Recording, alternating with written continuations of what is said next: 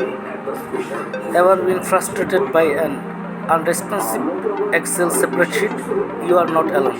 Countless users face this irritating problem daily. Excel slowness can transform simple tasks into time-consuming chores, making us question its reliability. The reasons behind sluggish performance are varied: old hardware, expensive data, volatile formulas, and outdated programs all contribute. Before diving into fixes, it's critical to understand what's causing your Excel to lag behind expectations. Starting Excel in safe mode can be a game changer. It's allow you to identify problematic add-ins affecting performance. Disabling add-ins can clear the clutter, giving your Excel a breath of fresh air to operate smoothly again.